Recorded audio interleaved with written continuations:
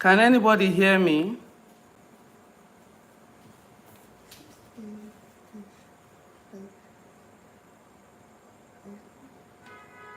Hello? Hello?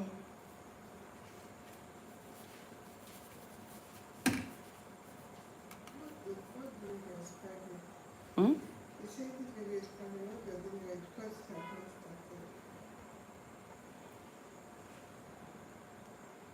Hello? Can anyone hear me?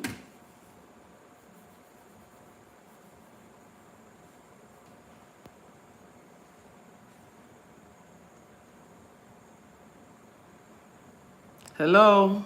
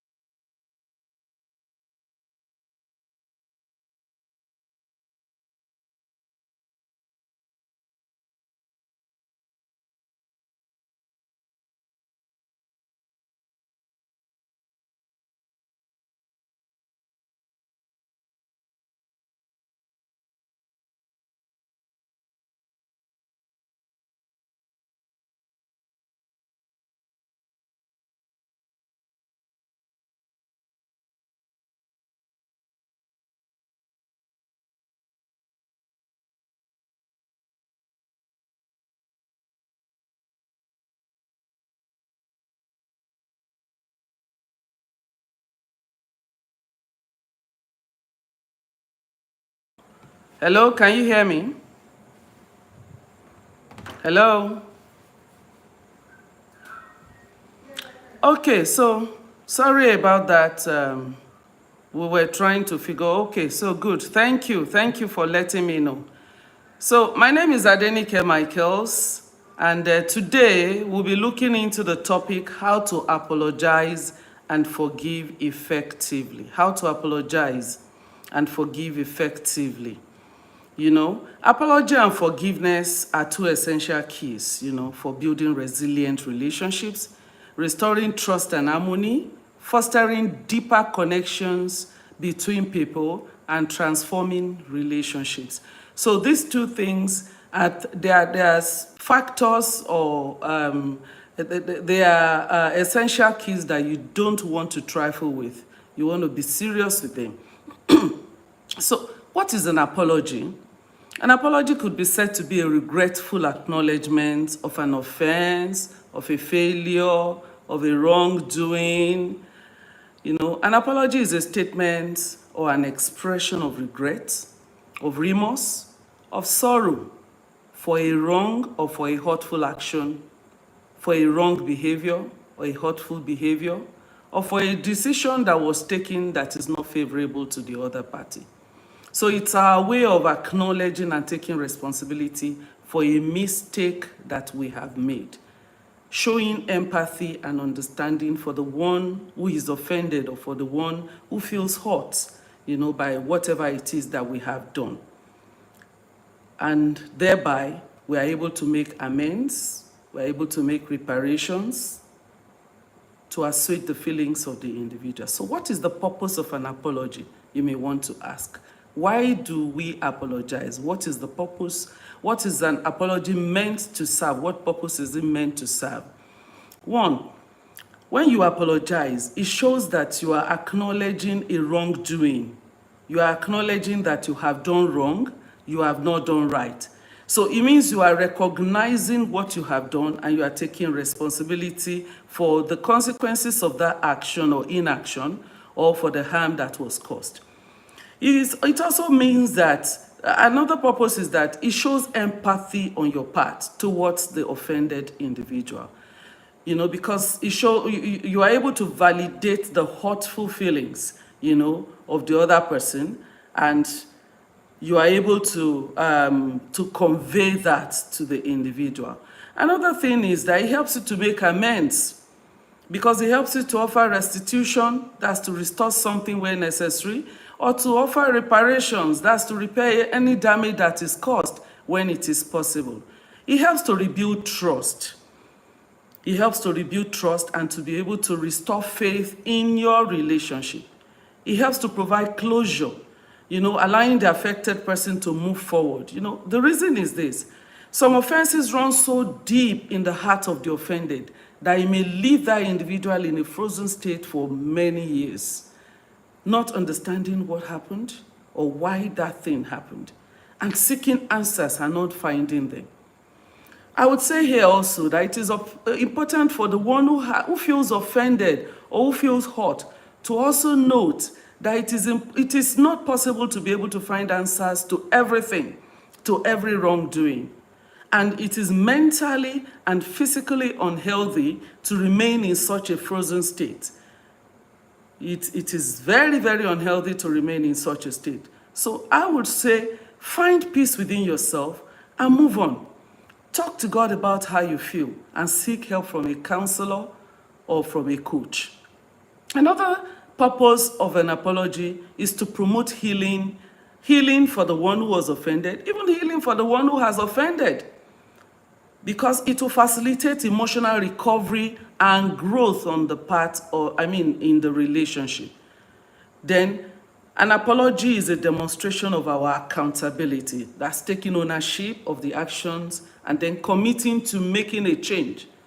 This helps to foster forgiveness, and it encourages that other individual who felt offended to be able to release forgiveness more easily. Now, why do I need to apologize? You may be wondering, why would someone need to apologize? Now, these are some of the reasons. It's non-exhaustive.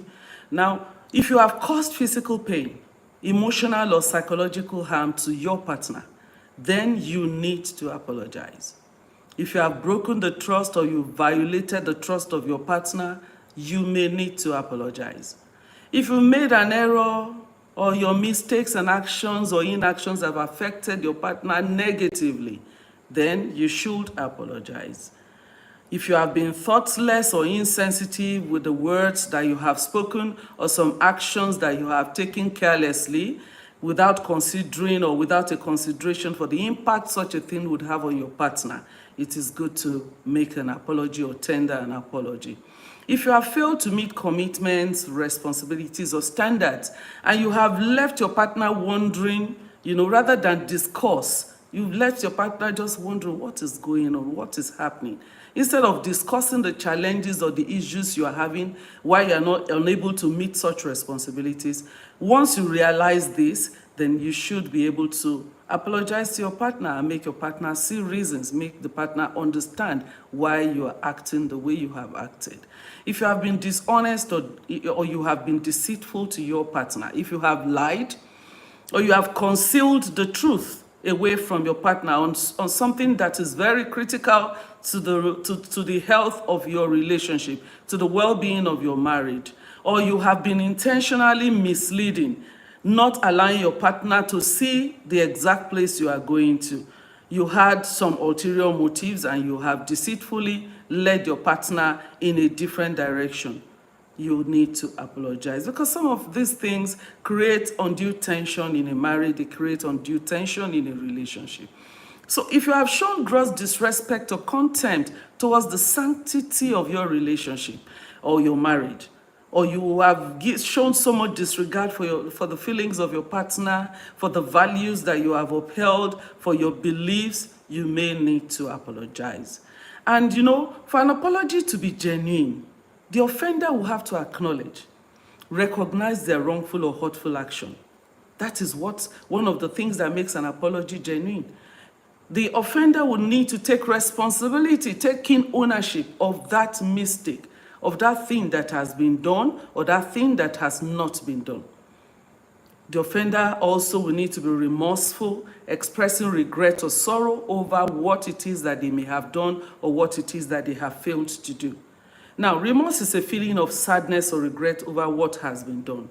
But for an apology to be sincere and effective, there must also be a turning away from that which caused the offense in the first place. Otherwise, you will keep going round the cycle of apologies.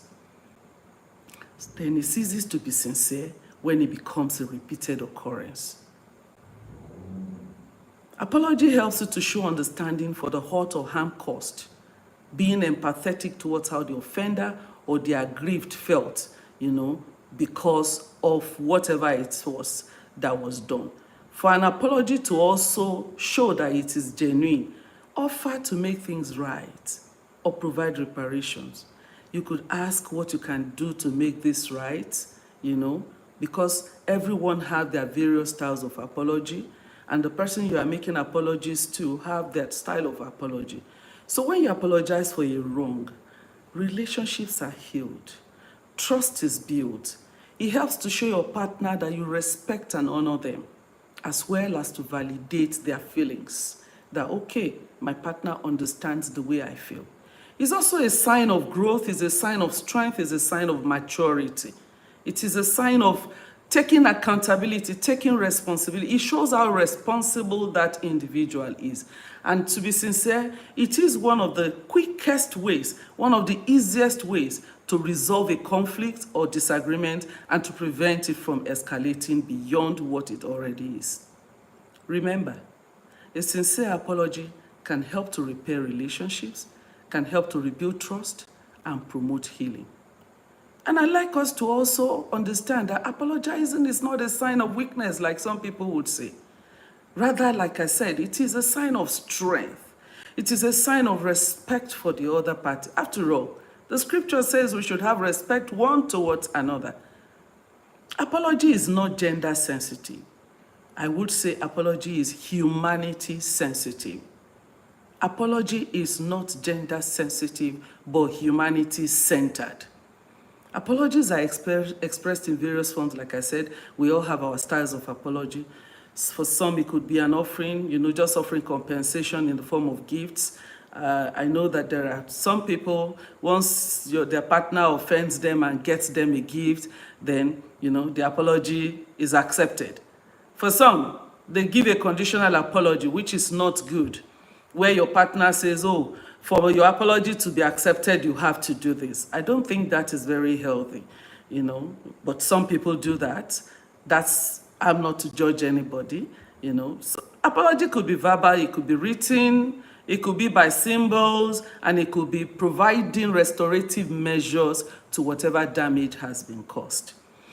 Each type of apology serves different purposes and can be used in various situations, like we said, to effectively convey remorse and to be able to make amends. So for this apology to be effective, you want to be sure you are speaking the preferred apology style of your partner. What is your partner's preferred apology style? Apology languages could be expressing regret. For some people, just a simple I am sorry is just fine. They're fine with that. Letting your partner know you understand the impact, whatever it is that you have done had on them emotionally, and that you understand their fears, their frustration, and disappointment. But you need to be specific. For some people, that is just good enough. For some other people, they don't want you to just say sorry. It goes beyond sorry. They want you to take full responsibility and say to them, oh, I was wrong. That is, you are not trying to defend yourself. You are not trying to make excuses for your actions or inaction. And you are not trying to play any form of blame game at that rate, at that point. For some, they want to see beyond all of that. What plans have you made to change or to prevent such from happening again? So you may want to say to your partner, I'll take steps to prevent a reoccurrence. I am sorry. From today, I'll take steps to prevent a reoccurrence. Then you can go ahead to talk about what you plan to do to avoid such next time. And remember, when you are telling your partner the plans that you have to avoid, mean it. Don't just say it at the tip of your tongue. Be deliberate about the plans you have. Do not play lip service to it. Because again, when you do, you can end up breaking the trust that your partner is just beginning to develop again or to rebuild again. Then for some, it is about restitution. So you may want to ask such a partner, how can I make this right? Yes, I know it's done, it's damaged. I see how you feel. You've said the I'm sorry's. You've said, oh, I won't do it again. I'll make a conscious effort. But they still want you to go ahead. How can I make it right? So show that your partner, whose preferred apology language speaks to restitution, how determined you are to make it right with them, if there's such a possibility or a window like that. And be sincere. Be sincere and show it. For some, it's requesting forgiveness, asking, can you find it in your heart to let go or to forgive me? Especially if you have had to repeat the same mistake over and over again. This may require time, however, for your partner to build trust again. Like I said, once trust is broken, rebuilding trust becomes a big task. It becomes such a great effort. And I always suggest that it's better not to allow a relationship to degenerate to that level before making amends. So we all have our different styles of apology. So you want to ask, how do I know my spouse's preferred apology style? Of course, there are online tests that you and your partner can take, and then you can discuss your findings around the results that you've got from the online test.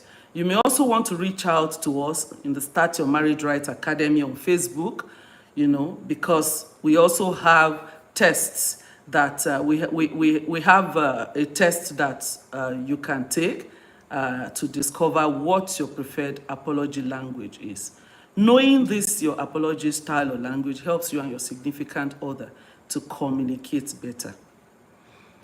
So, in making an apology, one of the important things is you are trying to assuage the feelings of your partner who feels offended.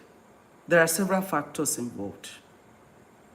And these factors are not limited. And the impact of your apology, the impact your apology makes, depends on these factors.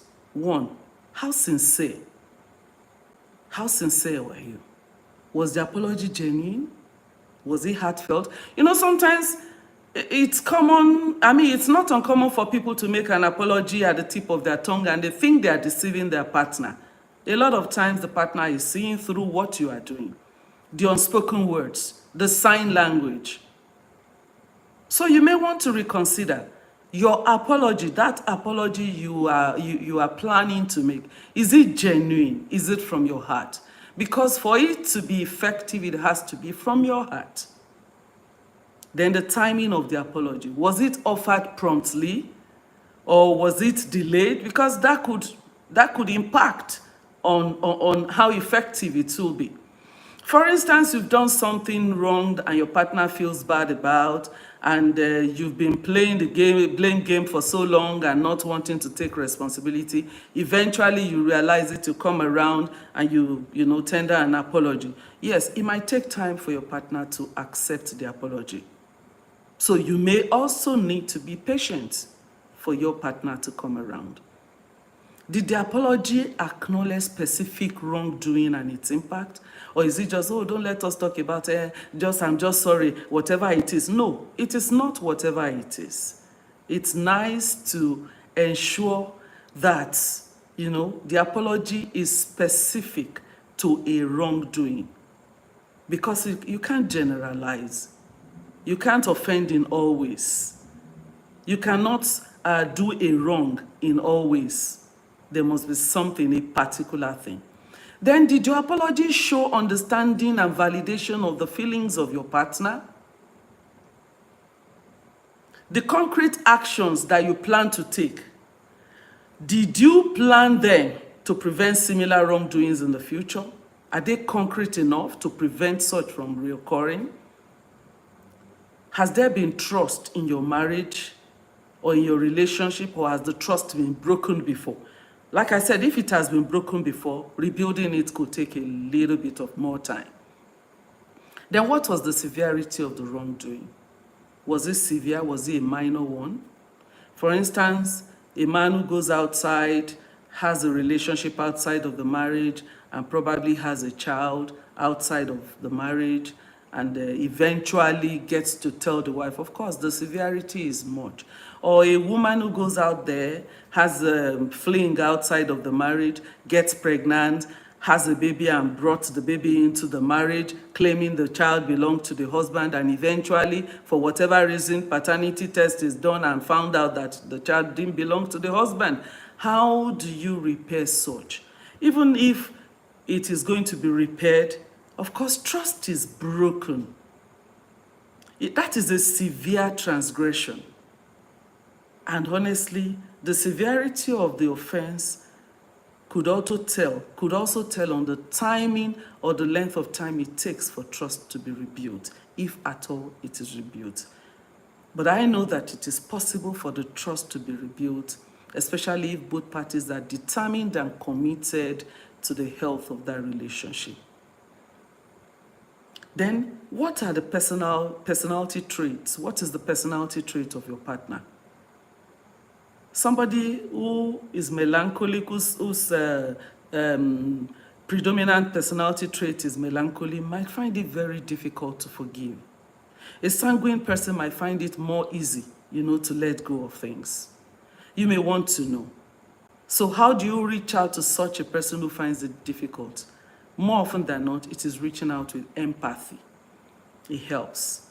However, it is important to tender an apology to the aggrieved party, irrespective of all the points that we have listed, and trust that things will gradually improve with prayer, with patience, and with determination. So what is forgiveness? An apology has been tendered. So what is forgiveness? Or what does it mean to forgive?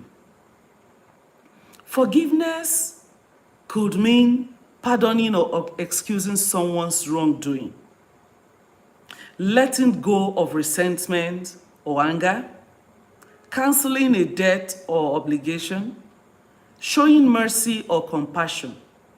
Now, from the etymology of forgiveness, the etymology highlights the idea of releasing or surrendering something, whether it's a debt, is a grudge, or a negative emotion, releasing it, surrendering it. Forgiveness involves giving up the need for a revenge or retribution, seeking revenge, allowing for the healing and reconciliation to take place. Because if there is no forgiveness released from your heart, healing and reconciliation might become difficult. Now, I always say to people, both the party who has refused to forgive and the one who has not forgiven is not a good state to be. Why do I need to forgive? What are the benefits that are inherent in forgiveness? Forgiveness is such a powerful tool that it is something that I think everybody should look into, because it aids your personal growth as an individual. It helps you to heal. It helps you not to hold on to things too tightly. It gives liberation to your soul. So here are some of the reasons you may need to begin a journey of forgiveness today. One is that forgiveness releases you from the hold of negative emotions like anger, like resentment, bitterness. It can help to release you from every form of self-blame, self-criticism, leading to improved self-esteem. Forgiveness will promote emotional healing in you. and it will help you to move forward from past hurts. When you don't let go, you will remain stagnant. Holding on to an offense is like keeping yourself in a prison, in a tight corner. Because you are the one who is always on the lookout, checking how the person is progressing or how the person is not progressing, because of the place you have held that person inside of your heart. Holding on to resentment can lead to increased stress and anxiety, which eventually may lead to some mental breakdowns. On the other hand, forgiveness can calm your mind and body, bringing a sense of calm and serenity to you, bringing peace to your life, improving your mental well-being. Who doesn't like to live a peaceful life? A life devoid of hurts, of pains, of resentments. A life where your heart is free, where your soul is free. Forgiveness can repair and strengthen your relationship. It can help you also to move on from toxic ones. Because once you're able to let go, forgive yourself, okay? You forgive the other party and you realize, oh, no, this relationship ain't taking me nowhere. And you're able to let go and move on from such a toxic relationship, especially when the relationship is not married yet. Forgiveness breaks the cycle of hurt and retaliation. That cycle of, I must do my own back. I must get back at this individual. Once you release forgiveness, honestly, that cycle is broken. Yes, forgiveness protects you from unnecessary diseases that will harm your body. Very true. Oluchi. Very true. It allows you to create a more peaceful and harmonious life. Forgiveness can deepen your spiritual practice, promoting a sense of connection and oneness. Now, the truth is, the scripture says, if you bring your offering to the altar and you remember that your brother has a hurtful feeling towards you, not even you now. It says, go back to your brother and make amends. Then come back and drop your offering. This speaks to the fact that even for our spirituality to be at the place we want it to be, to have our prayers answered, to live a good life, we need to release people from our hearts. Forgiveness helps to increase empathy in you, helps you to be more understanding. It helps you to see things from the other person's perspective. It helps you to reach out in compassion to the offender. Then, forgiveness helps you to take back control. It empowers you to take control of your emotions and life rather than letting the past hurts and traumas define you, letting pains define you. Forgiveness brings to you a sense of peace and closure, allowing you to move forward with clarity and purpose. It enhances your mental health.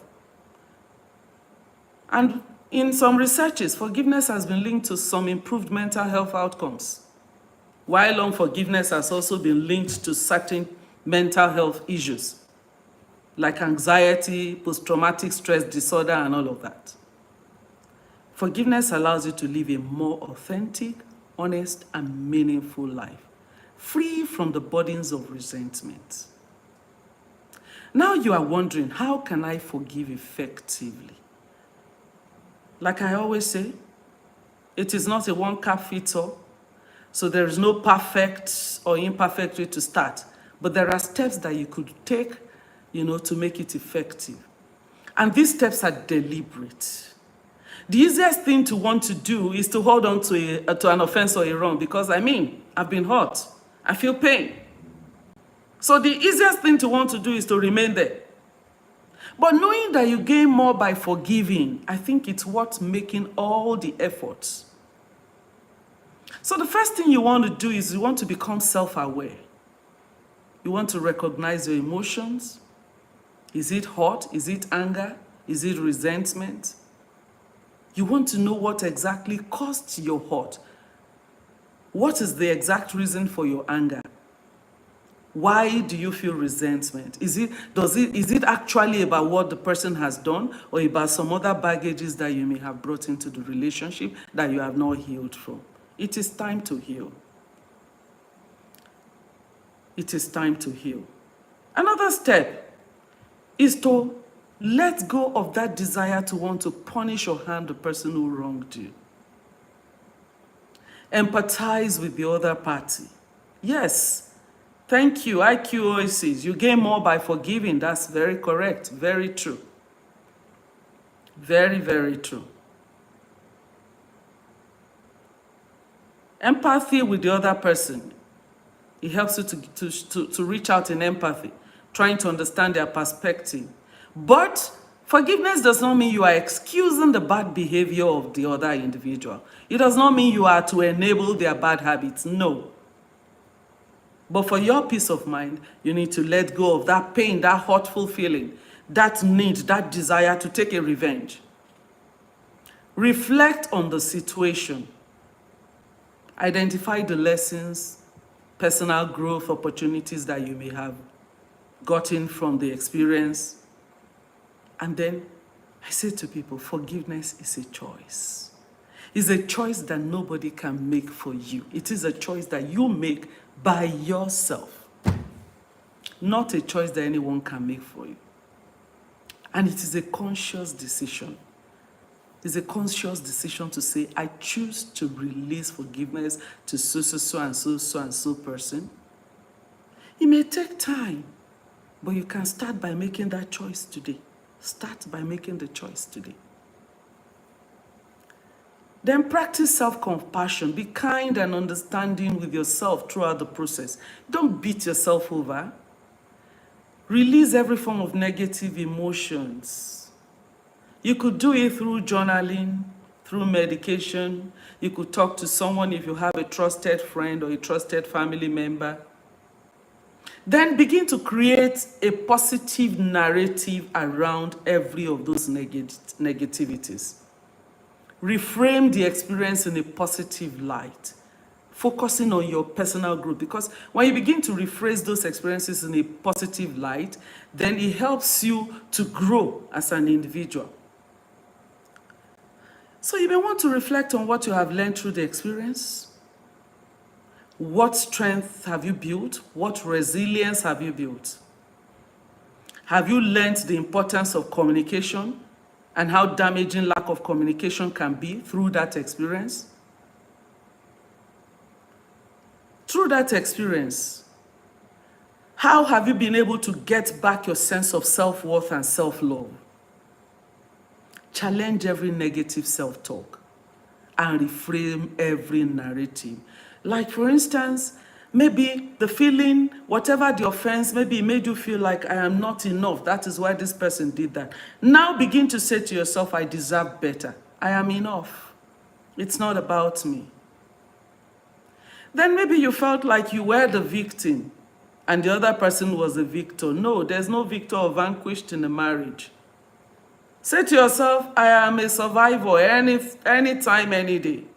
Whatever the situation might be, I'm not a victim.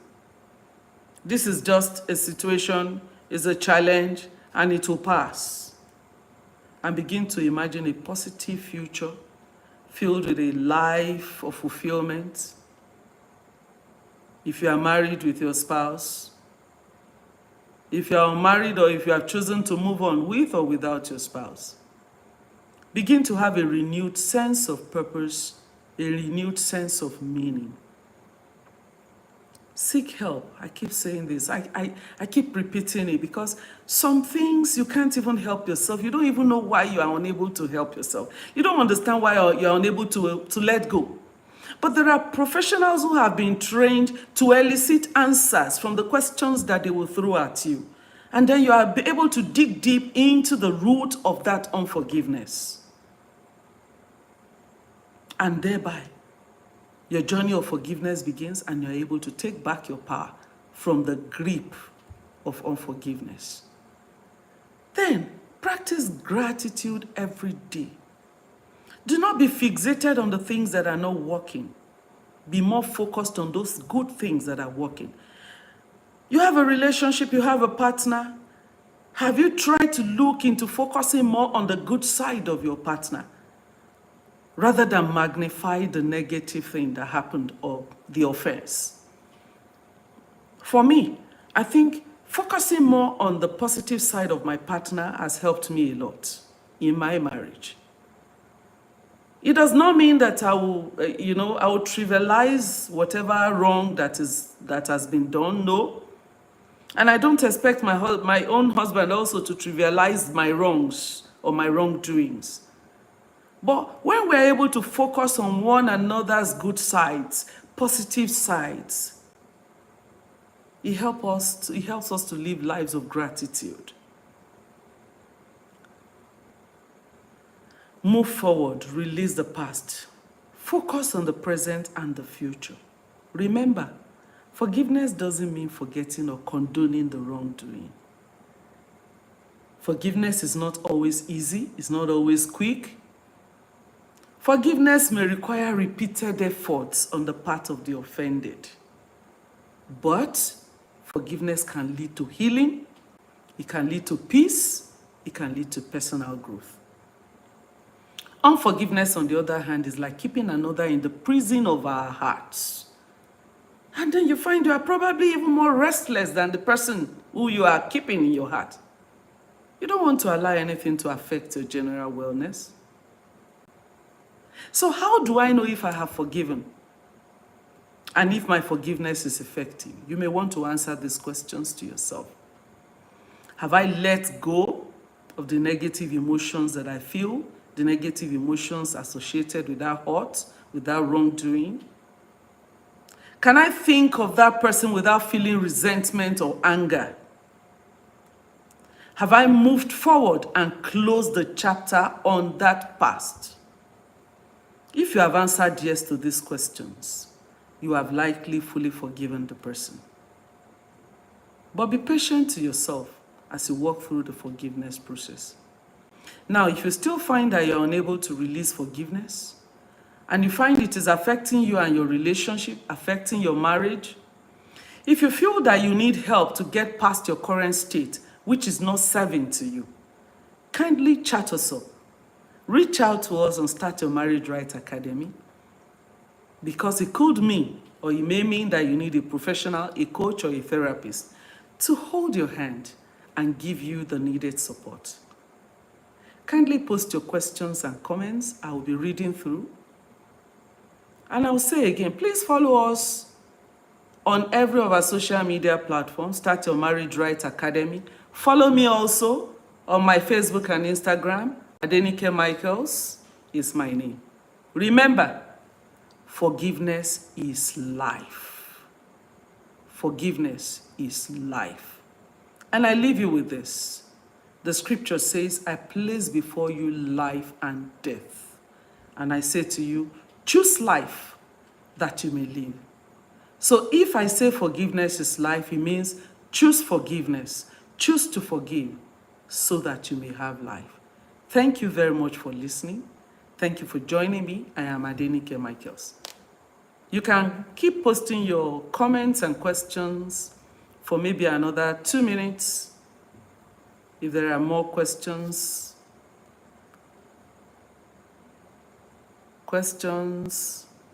contributions. Okay. Thank you, Roti. Thank you. Thank you for joining. Thank you, everyone, once again for joining. So we'll see you again sometime soon. Please look out for Start Your Marriage Academy, Start Your Marriage Right Academy on Facebook, on Instagram, YouTube, and on Telegram.